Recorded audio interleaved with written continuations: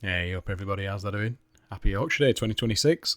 Can't believe it's come round again so soon, and I hope you're celebrating in style wherever you are by thinking about the history, culture, traditions of Yorkshire, and perhaps having a nice cup of Yorkshire tea.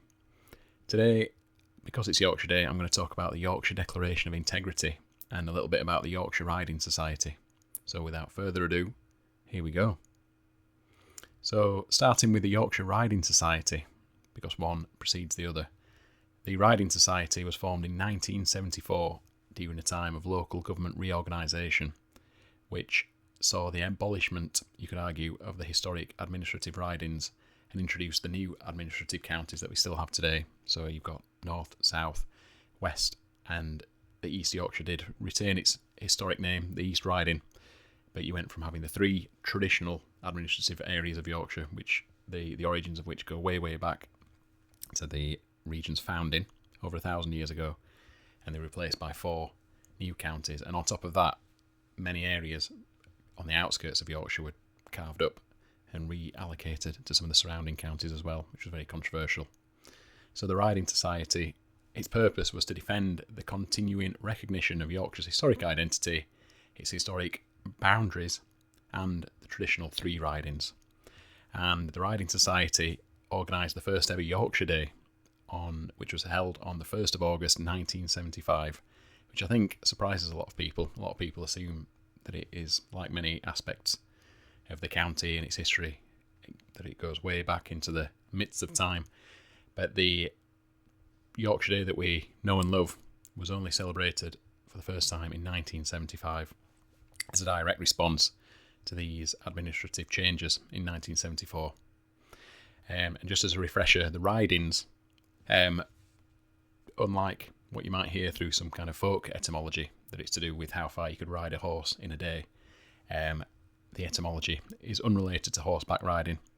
It derives from the Old Norse "þrithjunga," or as I've been told, "thridinger," but I think the latter is perhaps representative of the evolution of language in the region.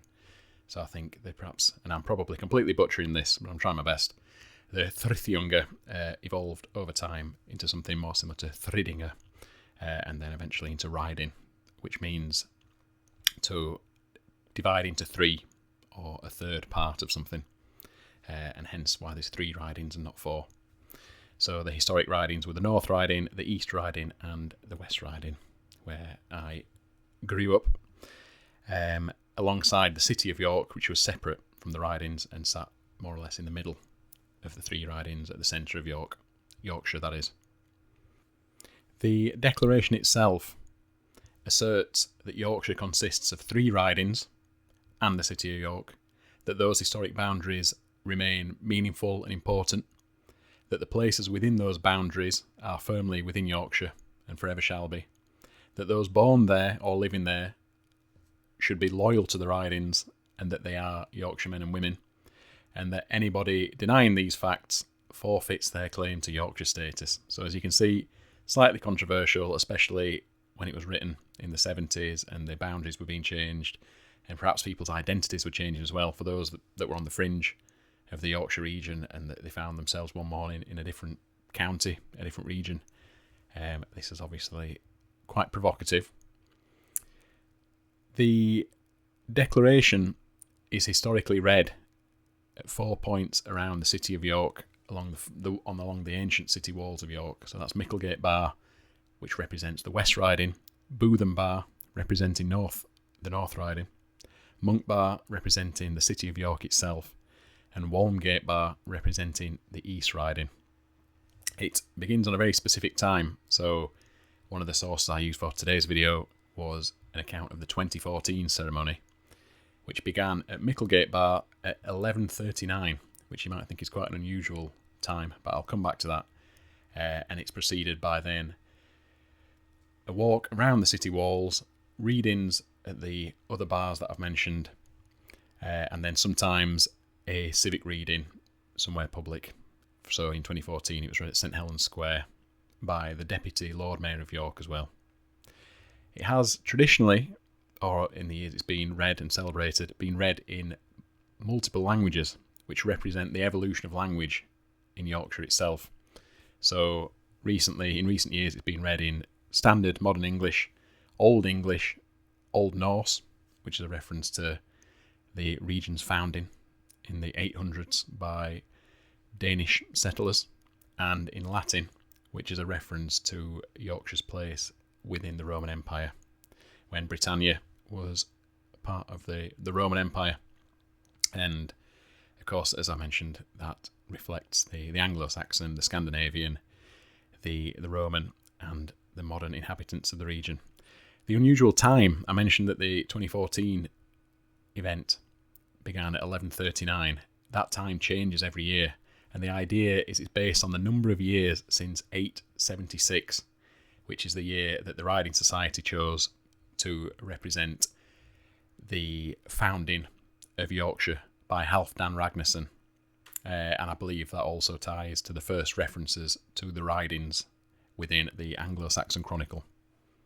So, for example, if it was 1139 in 2014, 2012 it began at 1137. If our maths is correct, I think we should be something like 1151 to begin the reading and begin the ceremony this time round. So the first reading, if it follows the same pattern as previous years, will begin at Micklegate Bar, representing the West Riding at 11:51. It's also worth mentioning that the declaration is read in other places within Yorkshire. So following the first reading on the first Yorkshire Day, it's now being celebrated in other towns and cities, and within some of those cities I've found references to a version of the declaration being read in the Yorkshire dialect. So unfortunately I couldn't find an example of this, so I've had a stab at creating my own. I will include the standard modern English in the video description, just if you want to follow along. But without further ado, here's my West Riding dialect rendering of the Yorkshire Declaration of Integrity.